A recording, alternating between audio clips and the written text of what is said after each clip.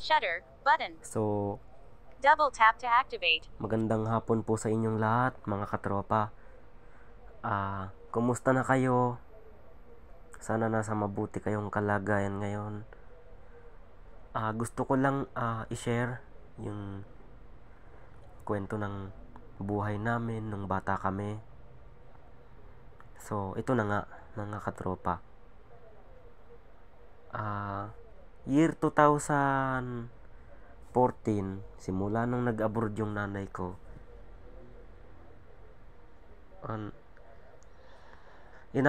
inaalagaan na kami ng lolo namin. Matapos nun, syempre, pag yung mga magulang mo mag-a-abroad, syempre, lalayo talaga sa'yo yun eh. Lalayo sa'yo. Tapos, syempre, mamimit mo sila. Madalas, tinatawagan kami. Ayun. Syempre, inaalagaan kami ng lolo namin ng mga bata pa kami. Tapos, hinahatid kami sa school, hatid sundo. Nung wala pang sakit si lolo ko, yung father ng nanay ko, araw-araw, hatid kami niyan, pasok sa school.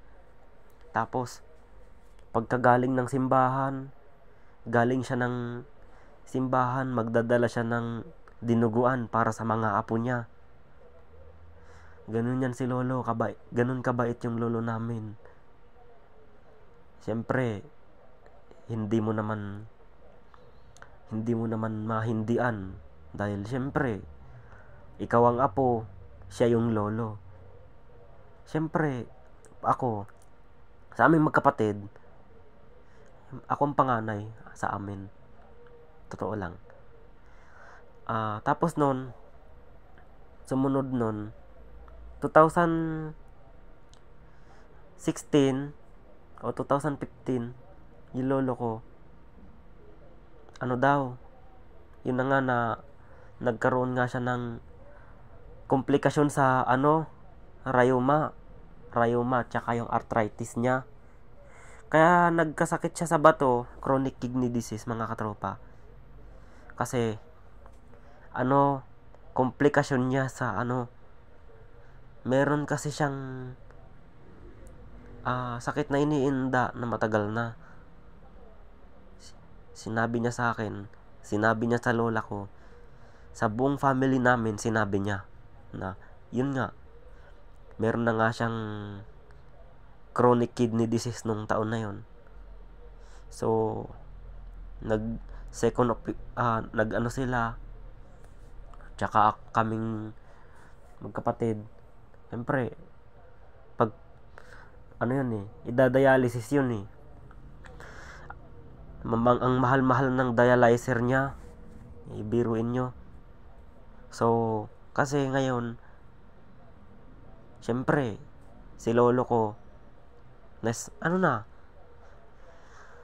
medyo nakakalakad pa, pero kailangan ko pang alalayan. Kaya nga minsan, naranasan ko ng umabsent dahil sa wala yung lola ko, nasa MKI, ganyan. Tapos, si lolo naman ang nag-iisa dito sa bahay. Kasama ko siya, binabantayan ko. Ganun talaga, mga katropa. Pag may kasama kang matanda, syempre, tatanungin mo kung anong gusto niya. Syempre, pag ibibigay mo yun eh. No? Kasi, kaming mga apo niya, simula nun,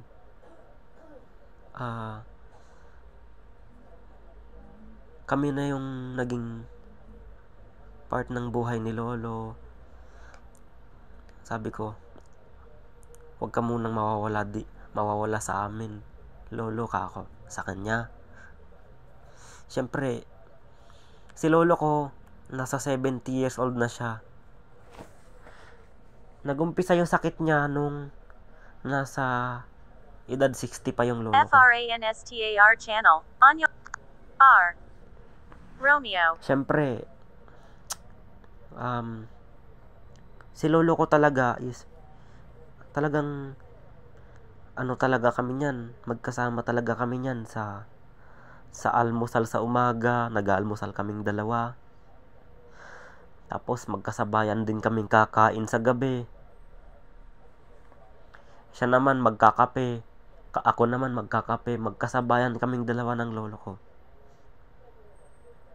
Tapos kung maalala ko, year 2015, siya pa yung nag-asikaso sa akin nung papunta kami ng Pabic.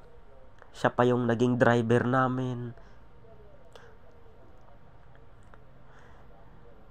Libre si lolo ko. Pero ang may bayad yung sasakyan. Kasi nung minsan, ibang sasakyan yung nagamit namin nung papunta kami ng Pabic. Sasakyan ng teacher namin yung ginamit namin noon. Ngayon,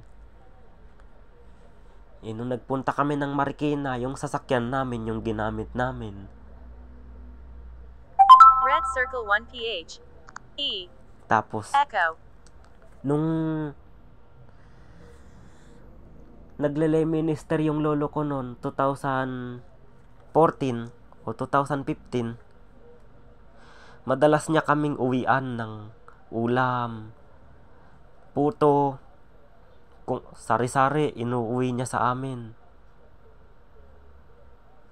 Tapos, syempre, pag ikaw ang apo, syempre, bibigay ng lolo mo yung gusto mo. Ibibigay niya lahat yan. Ganyan kabait si lolo namin. Walang hindi siya yung katulad ng iba na Madiscart sa Casina. Mathematics for grade 2 hashtag school life hashtag lesson hashtag maths hashtag reviews hashtag shorts hashtag short video. T. Tango. Tawag dito yung tipo na siya yung lolo na syempre masasabi ko na para sa amin ng kapatid ko, para sa amin ng lahat ng apo niya, siya yung naging lolo namin. Syempre, ganun talaga ang buhay. GMA Music. T. Tapos ito pa, Tango. nung 2020, nagka-mild stroke nga yung lolo ko. Kwento ko sa inyo. Nagka-mild stroke siya October 2020. Tapos bali XG IYKYK choreography. nung birthday niya, year 2021, 2 beses din siya na stroke. Tapos nitong nakarang taon din, 3 beses na stroke din siya. So mild lang mga katropa. Marami ng sakit na napagdaanan yung lolo ko. Siyempre, maraming bawal na kinakain eh. Halimbawa, kumain. Marami silang puro Red Circle Puro ABS-CBN Entertainment. karne, Premiere. 7 actresses open up about puro GMA integrated. naman. Kasi sila eh. May sila eh, yung planta. Dati siyang nurse o doktor na nasa Saudi sila nun o sa Libya.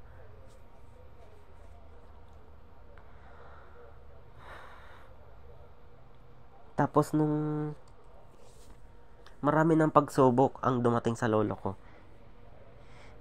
Year 2009, kwento niya sa akin, nagkaroon siya ng hypertension. Tapos yung komplikasyon niya nung 2015, rayuma. Una, rayuma. Pangalawa, arthritis. Pangatlo, manas. Pang-apat na sakit niya sa hypertension. Yung pang-lima, yung yung kidney, chronic disease. Yun yung sakit niya. Stage 5 na. Kaya, Spinning records. Alec. You. alam nyo mga Uniform. katropa, kung ano man yung kayamanan nyo dito sa lupa, hindi nyo madadala sa langit yan. Dahil, pag nawala yung lolo nyo, naku, iwan nyo yan dito. Ipamanan nyo sa mga ipamanan niya sa sa apo niya, something like that, na na iisang bagay. Kasi ako, ang buhay ng tao pantay-pantay. May mahirap, may mayaman, lahat pantay-pantay. Tandaan nyo. Red circle watch GMA H Hotel. Kaya huwag kayong mag-iipon dito sa baba. Doon kayo sa taas mag-ipon. Kasi si lolo, marami siyang lupa na ipinapamana niya sa mga anak niya. Siyempre, lalo na sa amin. So, sana maranasan nyo rin yan pag nagkaapo kayo pagdating ng araw. So, ito munang part 1 yung tatapusin natin.